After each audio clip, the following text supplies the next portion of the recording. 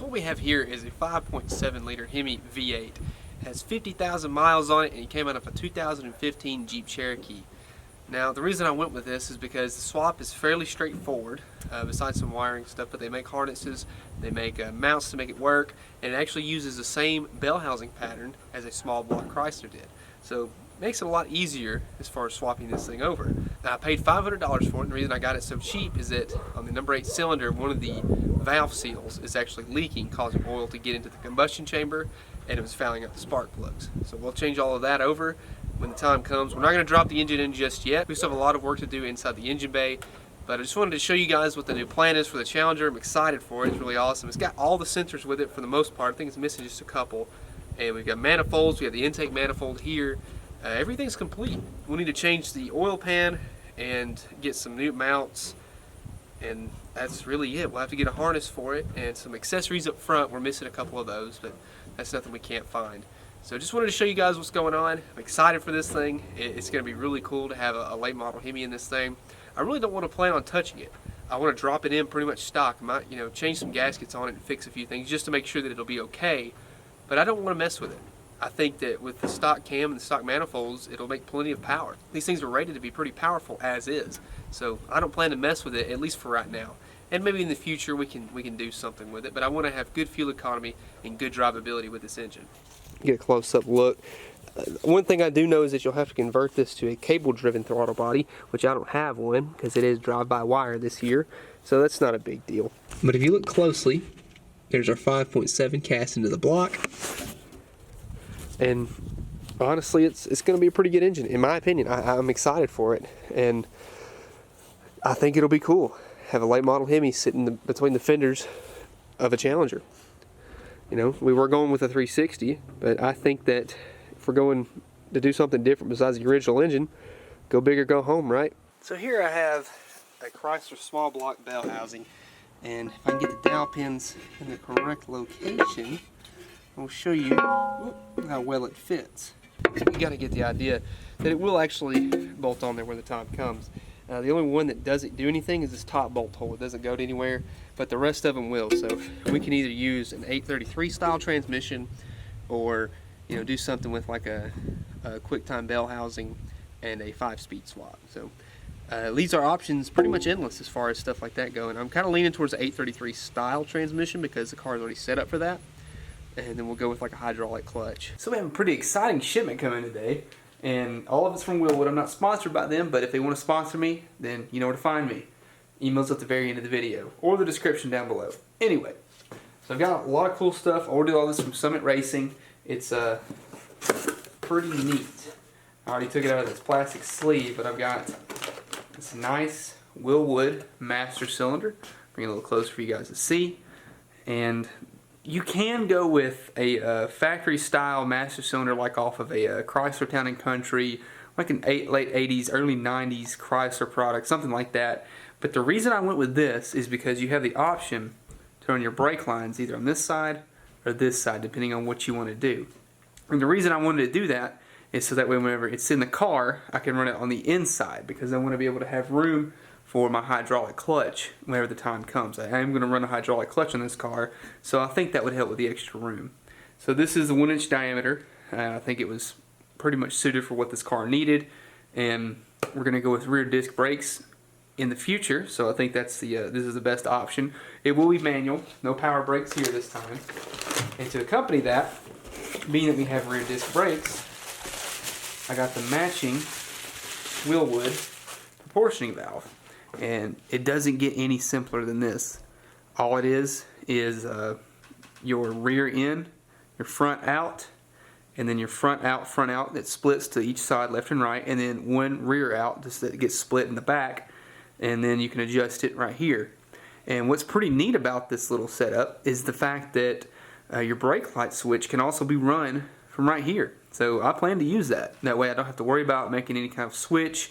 Adjust the brake pedal. All I got to do is wire it in, power in, and then the power out that goes to your brake lights. And once these two connect, whenever you press the brake pedal, your tail lights come on.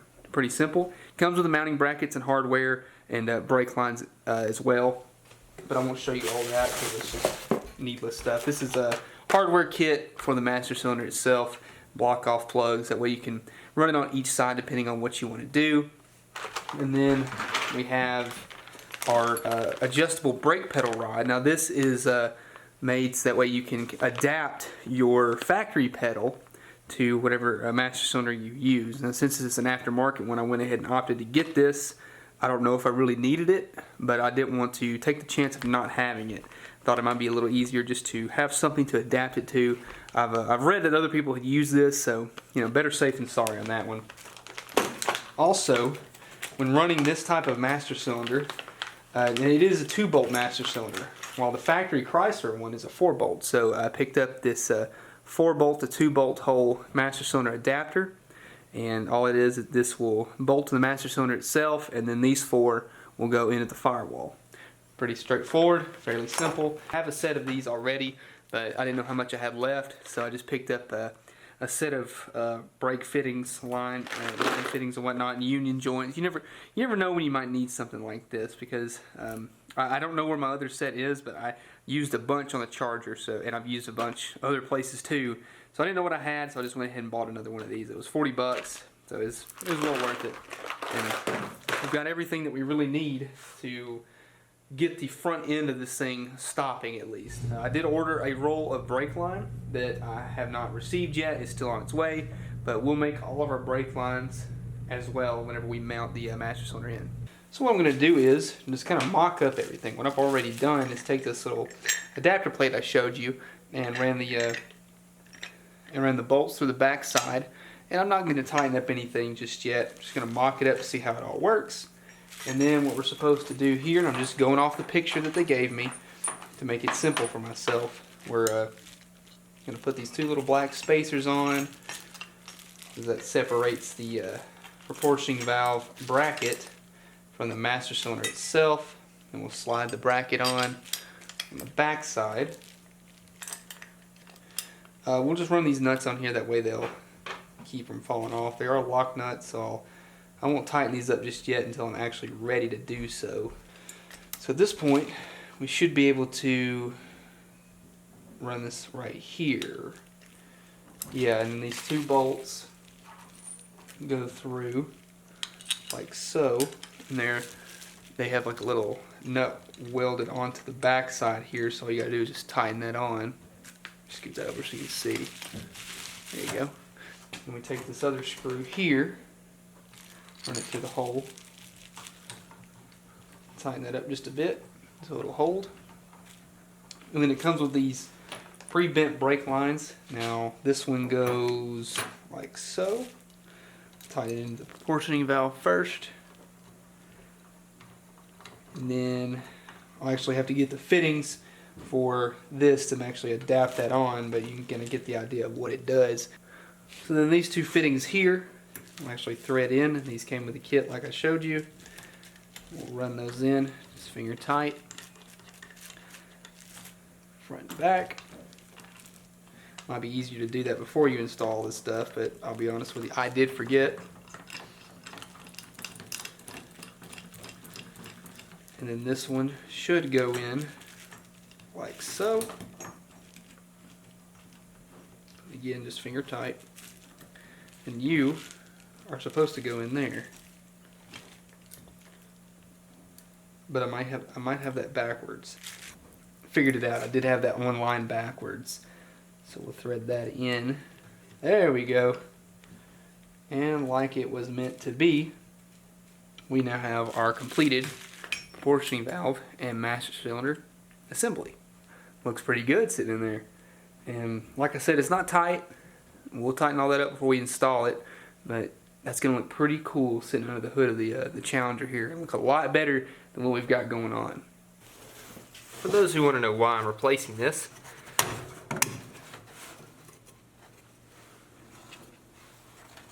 it's full of water and rust. Oh, that smells terrible. Cover back. No more. No more. Thing is, all that rusty water is more than likely going to be in all our brake lines, so we're going to fix all of it.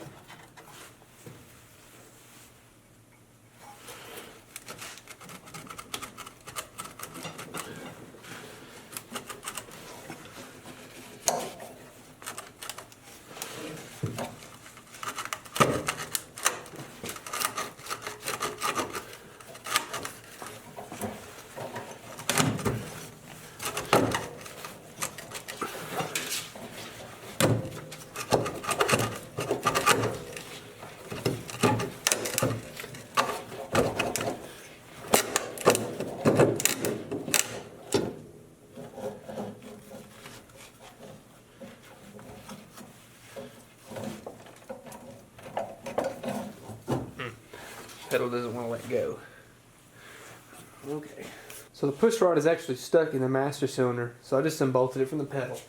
We can get it out on the vise.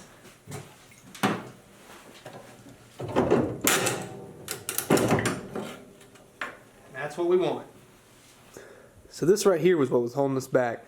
The little rubber seal turns hard as a rock and it won't release from the actual master cylinder. So I just clamped some vice grips on it, slapped it with a hammer, out it came. So our 4 bolt holes here, after we took the master cylinder off, are slightly smaller than what our adapter plate here has. Now what I can do is I could either, one, run a smaller bolt to fit through here and then have that bolt wiggle around in this adapter plate, or run this larger bolt with a nice shoulder on it that fits just right on this adapter plate and drill out these holes right here. So they won't fit. They're just slightly too big. I've already drilled out one. You can see it goes right in. So what I'm going to do is drill out the rest of these 3.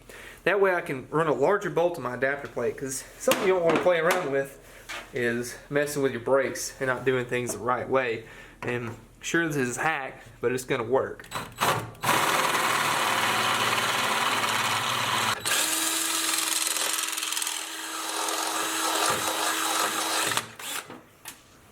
Last one. Now we have all the holes drilled. Here we go. Simple as that. So our master cylinder adapter actually has these countersunk bolts to mount it flush against the firewall. We'll stick that right up here. And I'll run one to the bottom side. Hold it in place. Kind of get an idea of what we got going here. There you go. Now I just need to tighten all this up. We have been hard at work getting this brake master cylinder working on this Challenger. Unfortunately, the way that we have our proportioning valve set up, it's actually hitting the inner fender right there. So what I ended up having to do was, in the meantime, order the installation bracket and brake lines that actually takes this and puts it on the other side. So that way I can have clearance for the inner fender. Now, remember I told you guys about that, and thank goodness I went with that, because if I had gone with the one that only had it on one side, we might have had some issues. Now the factory one is on that side, but I wanted that proportioning valve for adjustability's sake. So when we go with the hydraulic clutch, maybe it won't be in our way, maybe we'll be able to make it work, but I'm just rubbing right here on the inner fender, and you know, it's just way too close to make work. So I ordered a new bracket to make it all fit. Should be here in the next few days. So in the meantime, what I want to do is roll this car out, and I bought some pads to actually clean up the inner fenders and the firewall. We're going to unbolt a lot of this stuff. So let's push this car out, see how nice we can make it look under the hood.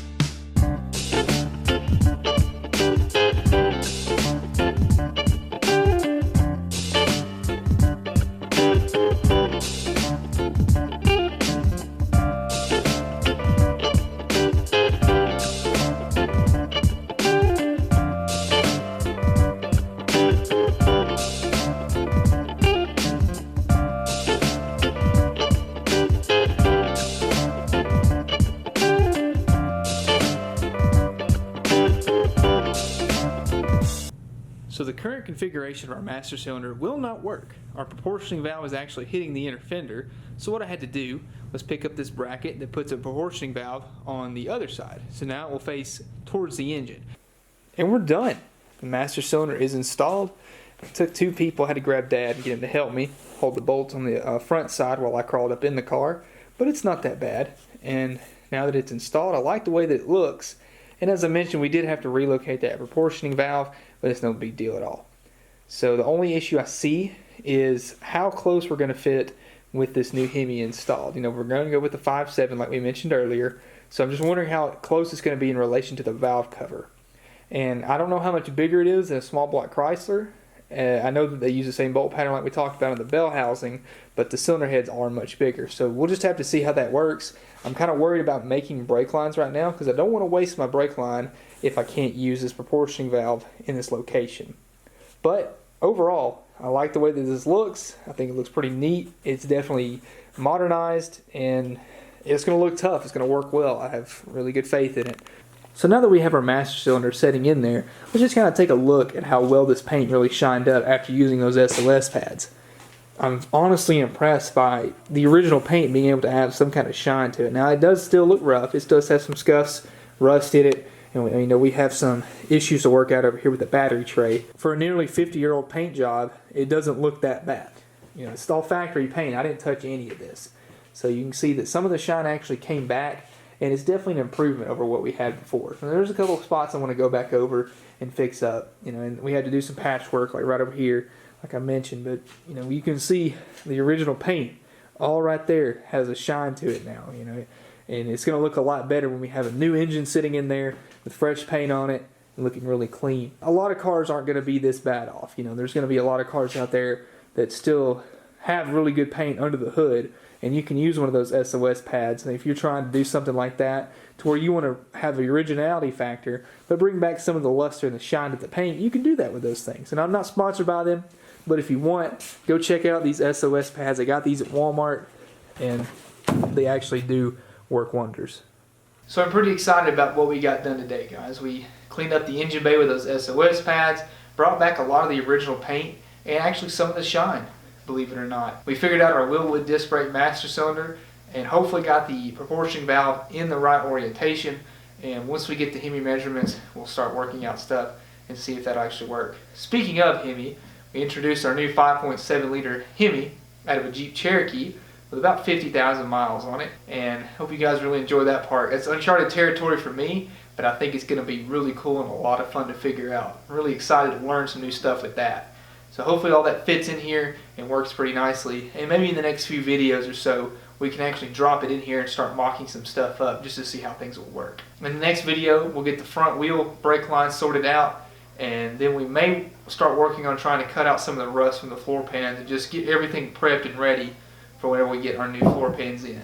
So other than that, we're just going to keep on trucking and keep moving forward, making a lot of good progress. So if you liked the video, please leave a like down below. If you have any questions for me, feel free to leave a comment. You can also send me an email. It's at the very end of the video. Send your projects to that same email.